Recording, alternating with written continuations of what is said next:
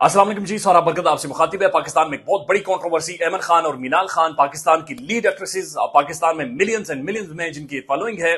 उनके हवाले से कंट्रोवर्सी सामने आती है, जहां पर एक गुमनाम चेहरा, एक गुमनाम शख्सियत, एक गुमनाम पोस्ट आती है और वो पोस्ट आकर ये कहती है कि मैं इनकी सोशल मीडिया मैनेजर रही हूं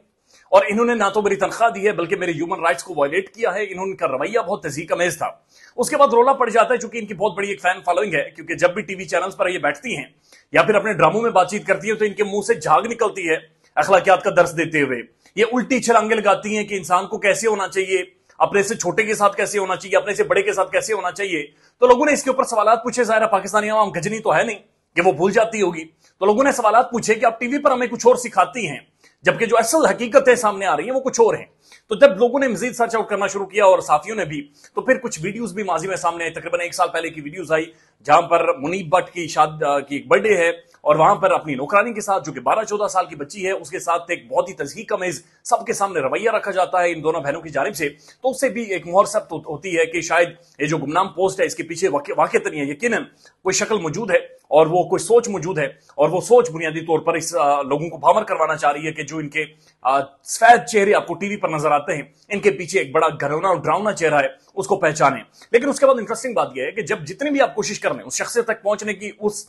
सोशल मीडिया मैनेजर तक पहुंचने की, तो आप नहीं पहुंच सकते, आपको कांटेक्ट नहीं हो पाता, आपका सोशल मीडिया से कोई राब्ता नहीं हो पाता। उसके बाद हमने कोशिश की कि इनके जो मौजूदा सोशल मीडिया के मैनेजर हैं, उनकी जो पीएस हैं या फिर उनके जो पीएस है तो चूंकि ज़ाहिर एक सर्टेन प्रोटोकॉल होता है, अमीर लोग हैं, 8-10 बंदे इन्होंने आगे पीछे रखे होते हैं, डिजाइनर वगैरह, सबसे हमने कॉन्टेक्ट किया और कोशिश की कि इस बात के ऊपर वो अपनी राय दें। सबने इनकार कर दिया। उन्होंने कहा हम कोई इस चीज के ऊपर बात नहीं कर सकते, जाहिर हम खुद इनके एम्प्लॉइज हैं, तो हम कैसे आकर ये कहें कि ये ठीक है या गलत है। अगर हम आज ठीक कहते हैं तो कल को ये हमारे साथ वैसा ही रवैया रखें तो हम क्या करेंगे। हम कहते हैं अगर इनका रवैया वैसे है तो फिर हमारी नौकरी चली जाएगी और पाकिस्तान डिफॉल्ट करने के दर पे है, रोजगार तो सर छीन जाए तो बड़ा मुश्किल हो जाता है। तो बहरहाल बहुत सारे इनके जो टीम के लोग हैं, आगे पीछे लोग हैं, उन्होंने बोलने से इनकार कर दिया। लेकिन एक बात तो साबित होती है, एक बात तो पाकिस्तान में मौजूद है कि मुलाजमीन के साथ तज़हीक अमेज रवैया रखा जाता है, मुलाजमीन के साथ जुल्म किया जाता है। और पाकिस्तान में मुतादिद घराने ऐसे हैं जो कि एलीट क्लास खुद को कंसिडर करते हैं, लेकिन उनके घर में छोटी छोटी उम्र के बच्चे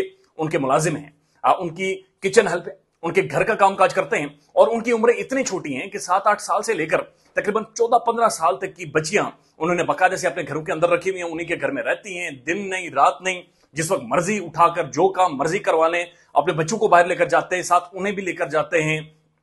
मुख्तलिफ अंग्रेजी के फिक्रे उन्हें जबरदस्ती सिखाने की कोशिश करते हैं और एक असासे कमतरी का शिकार एक नस्ल को परवान चढ़ाते हैं। मुझे हैरत होती है क्योंकि बेशुमार ऐसे केसेस पाकिस्तान के अंदर रिपोर्ट हुए हैं जहां पर कम उम्र बच्चियों को ना सिर्फ घर के अंदर नौकरानी रखा जाता है बल्कि उनके ऊपर जुल्म किया जाता है, तशद्दुद किया जाता है और रियासत के अंदर और दुनिया भर में, यानी ये ह्यूमन राइट्स वायलेशन है। कम उम्र बच्चियों को आप काम नहीं करवा सकते, ये रियासत की जिम्मेदारी है। रियासत के जो आइन के आर्टिकल्स हैं, शुरू के जो पहले कुछ एक आर्टिकल्स हैं जहां पर ह्यूमन राइट्स की बातचीत होती है, वहां पर तमाम तर बच्चों को यानी 16 साल तक उनकी तालीम मुफ्त, बाकायदा कॉन्स्टिट्यूशन ऑफ पाकिस्तान कहता है, बाकायदा कॉन्स्टिट्यूशन ऑफ पाकिस्तान कहता है, रियासत की जिम्मेदारी है कि वो उनकी देखभाल करे, रियासत की जिम्मेदारी है कि वो उनका ख्याल करे। लेकिन पाकिस्तान के अंदर आए दिन ऐसे केस रिपोर्ट होते हैं जहां पर कम उम्र बच्चियों को, मुलाजमीन को मारा जाता है, पीटा जाता है, उनके ऊपर जुल्म किया जाता है और कई जगहों पर तो ऐसे केस रिपोर्ट हुए हैं कि बाकायदा से उन्हें आग से जलाया गया है। कुछ बच्चे तो ऐसे भी रिपोर्ट हुए जहां पर उन्हें मार दिया गया, फाइनली, यानी मार दिया गया। और कुछ बच्चे ऐसे भी हैं जो 10-10 साल उन्हें वापस अपने घर नहीं जाने दिया गया। और जब इस तरह की बातचीत होती है और अहमद खान और मीनाल खान के हवाले से बातचीत होती है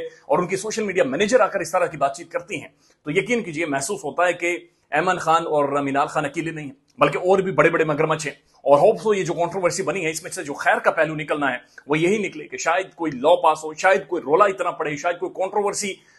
ये इतनी मैसिव हो जाए, शायद कोई सोशल मीडिया के ट्रेंड्स इतने बड़े हो जाए कि जहां पर और भी बहुत सारे लोग हैं जिन तक लोगों की रसाई नहीं है, जो मीडिया पर नहीं आते, शायद उन्हें भी इंसाफ मिल सके, शायद उन्हें भी कुछ सहूलियत मिल सके, शायद उनके लिए भी रास्ते आसान हो। ख्याल रखिएगा, अपना स्टोरी को फॉलो अप करेंगे और जानने की कोशिश करेंगे कि कम से कम वो चेहरा कौन सा है जो गुमनाम है, उनका वजन क्या है और असल में उनके साथ हुआ क्या था। ये सारी डिटेल्स आपके सामने रखेंगे। ख्याल रखिएगा। अल्लाह हाफिज।